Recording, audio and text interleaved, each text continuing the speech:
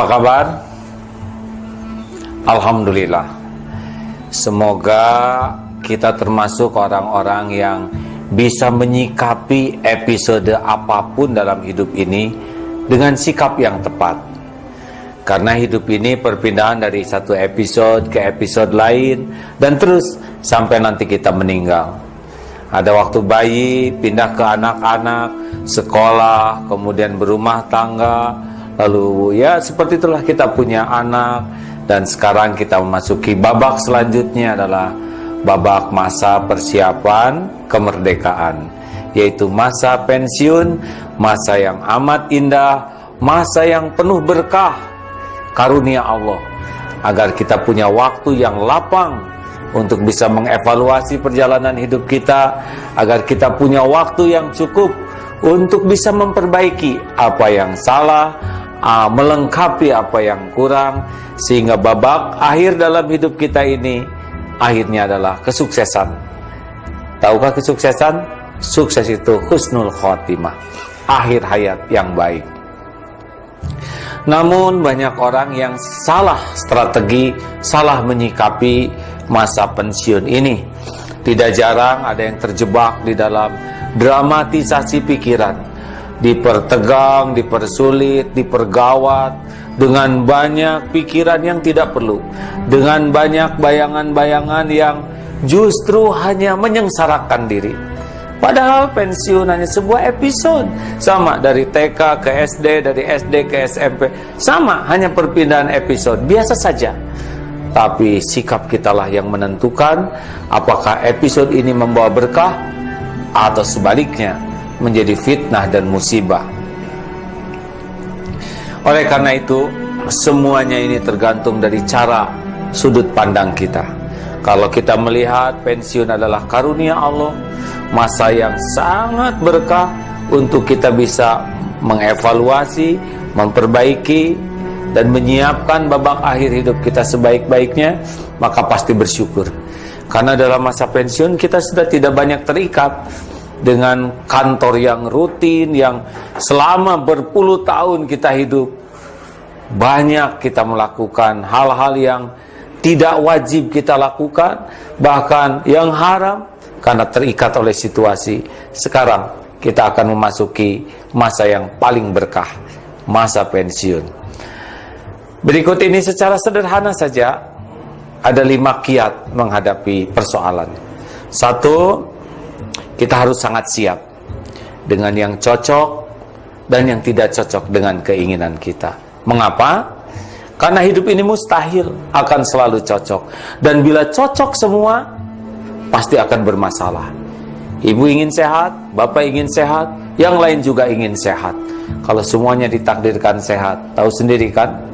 Dokter, rumah sakit, toko obat, pabrik obat, dan infrastrukturnya pasti akan menjadi masalah besar. Sakit sehat sama saja, tergantung bagaimana menyikapinya. Tepat menyikapi sehat, berkah. Tepat menyikapi sakit, juga berkah. Kita harus sangat siap dengan yang cocok dan yang tidak cocok, karena tugas kita bukan mengatur Allah. Tugas kita cuma 3, meluruskan niat, menyempurnakan ikhtiar, dan pasrahkan kepada Allah dengan tawakal. Apapun yang terjadi, kalau sudah niatnya lurus, ikhtiar maksimal dan tawakal, itu pasti yang terbaik. Tidak penting keinginan kita selalu terwujud, yang terpenting adalah apa yang terbaik menurut Allah, karena dialah yang maha tahu. 2, kalau sudah terjadi, terima, ridho.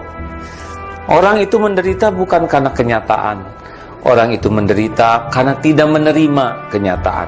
Bukan tidak bisa menerima, tidak mau menerima kenyataan. Setiap takdir sudah diukur oleh Allah, setiap episode sudah diukur juga. Berat ringannya tergantung dari kemampuan kita menerima. Seperti genteng jatuh ke jidat, kalau sudah kena, ridho. Karena tidak ridho juga sudah benjol. Tidak bisa kita mengatakan saya tidak menerima, tanda terimanya sudah ada.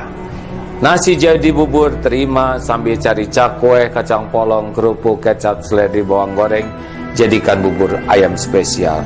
Siap menghadapi pensiun? Kalau sudah terjadi, nikmati sambil kita cari hal apapun yang membuat masa pensiun kita masa yang paling indah. 3, jangan mempersulit diri. Ayolah kita jujur. Sudah banyak episode yang kita jalani. Sudah sering kita ngarang, tegang, cemas, begitu gawat seperti yang akan kita hadapi. Tapi sesudah kita lewati, biasa saja. Tidak segawat yang kita duga sebelumnya. Usia seperti kita ini sudah tua, sudah banyak yang kita lewati. Masih hidup, masih makan, masih berpakaian, masih berteduh. Kurang apa? Kurang syukur dan kurang ajar, maaf, kurang bijak terhadap karunia Allah. Makanya kendalikan diri, jangan segala dikarang. Ada Allah, ya. Semuanya sudah pas kok. Kerjakan dengan baik, HHN, hadapi, hayati episode ini, dan nikmati dengan ada di jalan Allah. Tidak ada yang gawat. Rezeki sudah ada.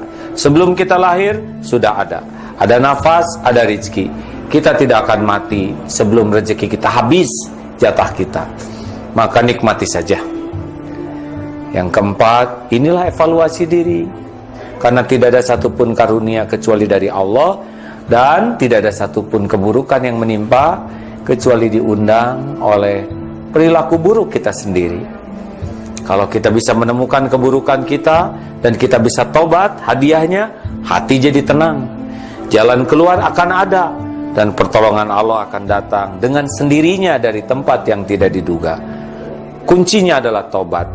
Orang tobat hanya baru bisa terjadi kalau berani jujur melihat keburukan, kesalahan, kekurangan sendiri. Tidak ada yang membahayakan hidup kita selain keburukan kita sendiri. Orang berbuat buruk kepada kita, dia akan dapat balasannya. Dan boleh jadi keburukan orang jadi penggugur dosa kita. Tapi kalau kita berbuat buruk, itu pasti jadi petaka bagi kita. Tidak ada yang mengancam diri kita selain keburukan kita sendiri. Tidak ada yang mencelakakan diri kita selain keburukan kita sendiri yang tidak segera kita taubati. Inilah ladang waktu yang luas. Kita bisa tafakur, buka lembaran-lembaran hidup yang salah, yang kurang, kita mohon ampun ke Allah, minta maaf kepada orang, dan kita perbaiki. Maka sibuklah dengan memperbaiki diri, insya Allah semua akan menjadi lebih baik. Dan yang kelima adalah cukuplah Allah sebagai penolong kita. Segala-gala yang ada ini cuma ciptaan Allah. Tidak bisa memberi manfaat kalau Allah tidak menghendaki, dan tidak bisa membawa mudarat kecuali kalau Allah menghendaki. Tanpa kehendak Allah tidak ada nikmat sekecil apapun yang datang, dan tidak jatuh sehelai rambut pun. Oleh karena itu dekati Allah, pencipta, pemilik, penguasa, penentu segalanya.